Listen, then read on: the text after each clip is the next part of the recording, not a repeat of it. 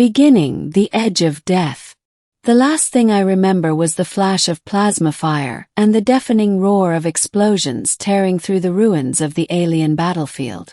I had been part of the United Earth Defense Corps, sent to repel the Cravathi horde from the outer colonies, but this mission had gone catastrophically wrong. My squad was ambushed. My body slammed against the metal of a shattered exosuit. And then, nothing. When I opened my eyes, I was lying on the cold, jagged stone of an alien forest. The sky was a swirling cascade of violet and crimson, like a sunset bleeding across the horizon. But it wasn't a sunset. This place felt alive, watching, breathing.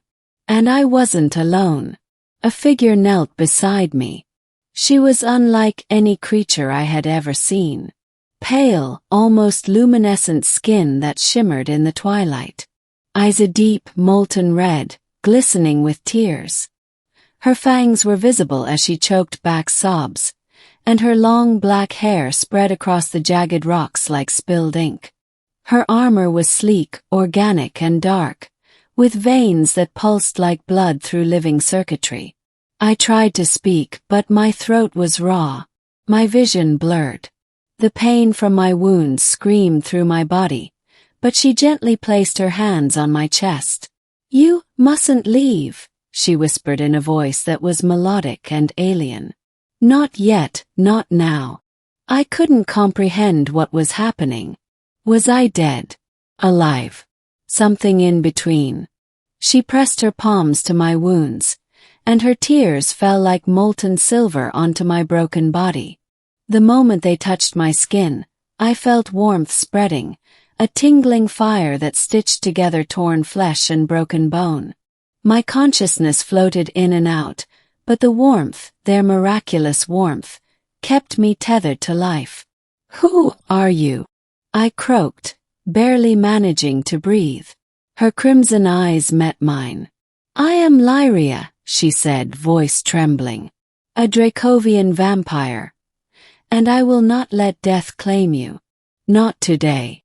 The word vampire flashed through my mind. I had read legends, earth folklore warnings. I should have feared her. Yet I did not. Something in her presence was maternal, protective, devastatingly intimate. The alien vampire's secret. Lyria lifted me gently into her arms and carried me to a small cave carved into a cliff, illuminated by bioluminescent fungi that pulsed softly in time with her heartbeat. I realized, dimly, that my body was not entirely mine anymore. My wounds were closing at an unnatural speed. The pain receded, replaced by a strange vitality, sharp and electric. I was alive but changed. "I saved you," Lyria whispered, brushing hair from my forehead. "Your body was on the brink. Only the tears of a Dracovian vampire can pull a human from the edge of death." "Why me?" asked weakly. "Why not leave me to die like the others?" Her gaze hardened. "Because the battlefield is cursed, and your death was not yet written. Fate brought you to me." I wanted to argue, but my voice failed me. Instead, I stared into her molten red eyes. They shimmered with sorrow and pain, as if she had endured countless tragedies, each one etched into her being.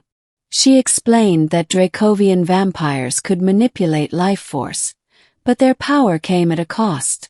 Every time she used her tears to heal a human, a fragment of her own life essence was spent. Each revival carried a toll, and yet she had chosen to spend it on me. For reasons I could not understand, she had broken the code of her people by saving a human. I tried to move, to sit up, but she gently restrained me. "Rest," she commanded softly. "You need strength. And there are dangers yet to come." Over the next hours, or perhaps days, time was different in that alien realm. She tended to me. I learned she had been following the Cravathi horde, hunting them silently while defending the scattered Dracovian settlements. Her kind was few in number, cursed to live as predators in the shadows, yet bound by an unbreakable code of protection. She rarely smiled. When she did, it was like the sun breaking through storm clouds. But when she healed me, tears flowed freely, carrying her strength and her sorrow. Each drop made me feel whole again, yet terrified me in equal measure. The intimacy of her actions, the vulnerability in her eyes, made me feel exposed in ways I had never imagined.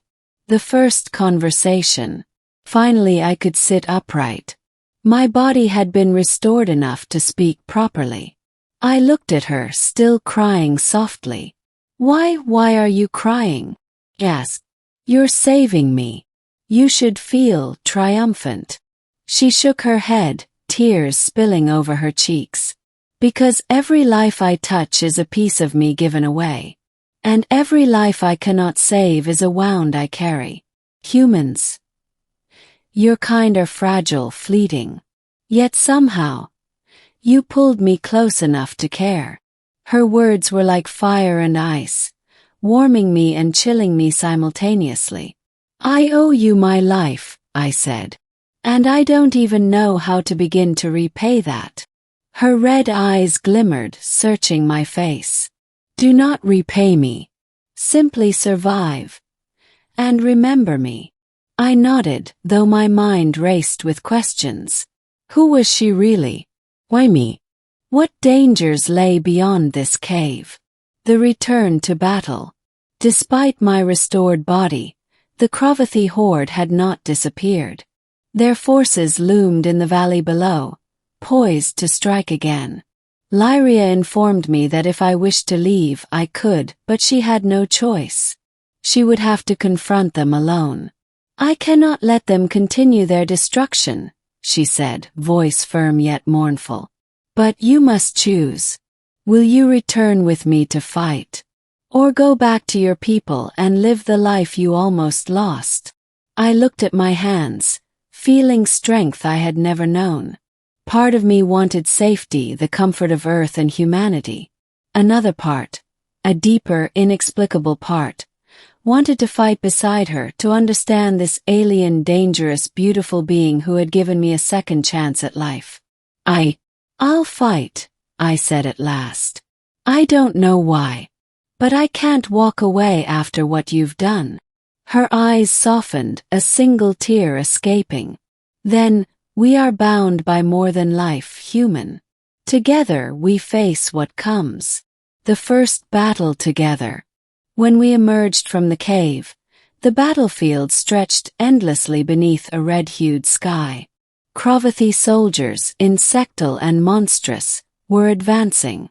Lyria moved like liquid shadow, striking with blinding speed, fangs and claws flashing. Every time a soldier approached me, she would intercept with lethal grace, her eyes never leaving mine. I discovered that the tears she had poured into me not only healed my body but heightened my senses and reflexes. For the first time I could fight with precision, dodging attacks and striking with unexpected strength. Together we were unstoppable. Lyria moved like a phantom beside me, healing my wounds when they occurred, whispering instructions, calling me by my name with a tenderness that fueled my courage. Each time she shed a tear, the battlefield around us seemed to shift in our favor. Yet despite our victories, I noticed the toll on her. Her breathing became heavier, her movements slower, and each tear that fell looked like a fragment of her own life being spent. Fear gnawed at me, not of death for myself but for her. I could not bear the thought of losing her after she had given so much to save me. Ending, a bond beyond life. Finally, the Cravathi horde retreated, their numbers decimated by our combined efforts.